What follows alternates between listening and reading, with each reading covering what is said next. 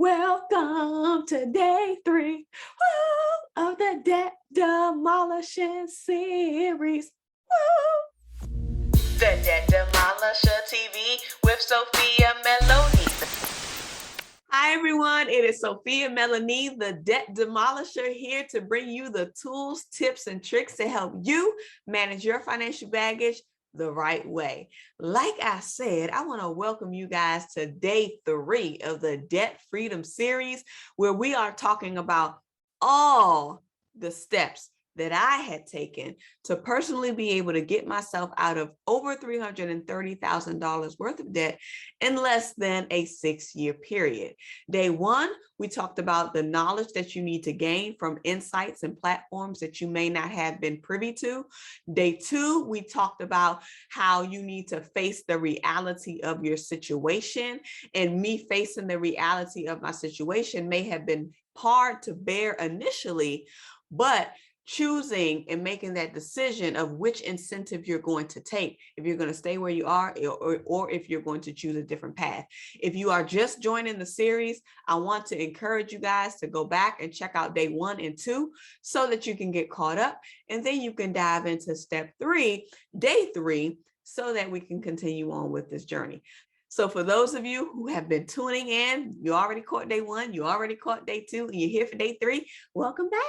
So excited to see you. What we're going to be talking about today is the third step that I took in order to get myself in a space to release the amount of debt that I had released within this period. So the third step that I took was I had to really understand the behaviors in my finances. I had to understand my financial patterns. I had to figure out what I was doing with the income, or how my income was coming in and how my income was going out. And that process looks like you identifying your income and your expense patterns. So to do this, I literally had to list every single expense that I had each month. And I also had to list every source of income that I was receiving each month. So if you are wanting to kind of see and understand what your money patterns are like, you have to start looking at the data. This is going to be an extremely important step, because this step, in terms of listing all of your monthly expenses, listing all of your monthly income, is really going to drive the development of your budgets, which is the step that's going to be coming up in terms of how to actually navigate your money more effectively so that you can reposition it to pay off the things that you want to pay off, or place it in a place where it can grow and it can be stashed for you on the side.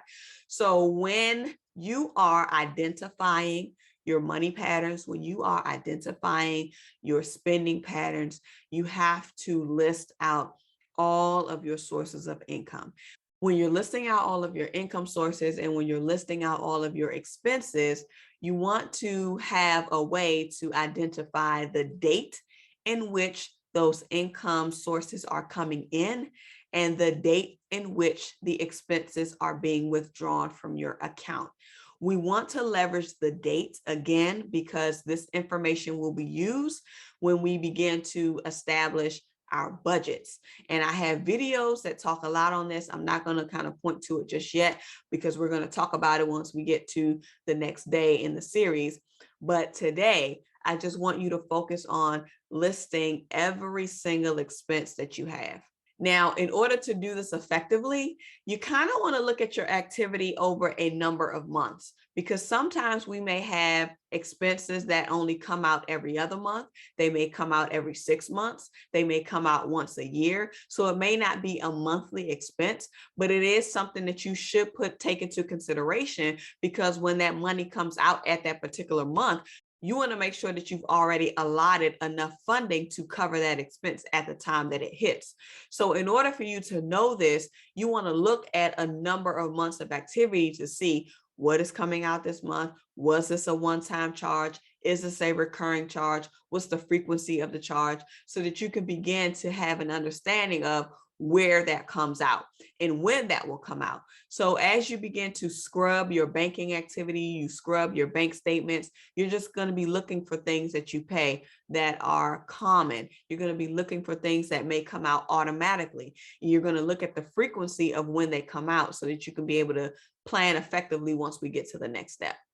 So if you want to start at maybe a 3-month time span, that's a good starting point. But depending on the types of activities and the types of charges that you have, you may need to go a little bit further. But for starting, you may want to start with 3 months. And then if you want to work your way to 6 months, and then if you want to work your way to 9 months, and then if you want to work your way back to 12 months, you can do that over time. But the goal is to really get an idea of the types of recurring activity, the types of recurring expenses that will come out either on a monthly basis, a quarterly basis, an annual basis, or by a semi-annual basis. So you have to kind of understand the types of activity that you have going on so that you can be able to classify that correctly and effectively.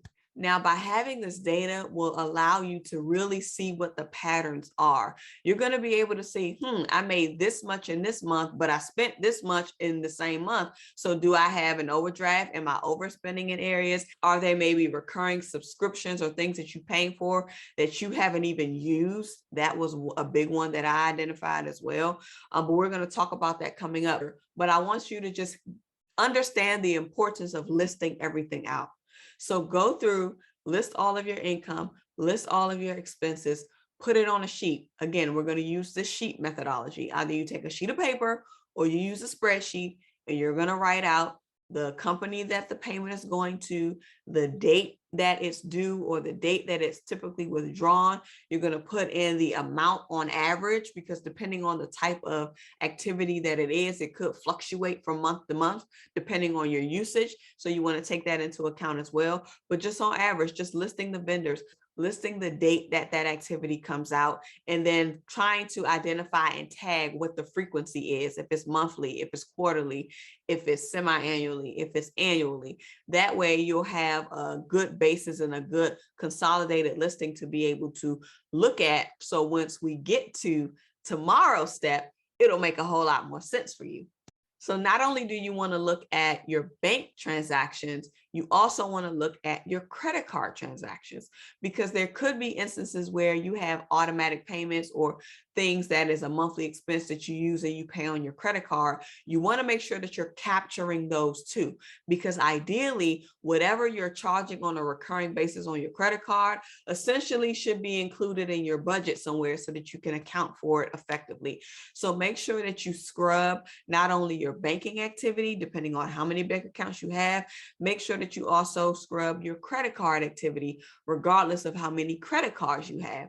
And you want to make a complete listing of things that are recurring bills, right? Recurring expenses, not necessarily entertainment or eating out and things of that nature. You want to focus on your recurring bills that you have to pay each month, each quarter, each year, whenever you have subscribed to make those particular payments.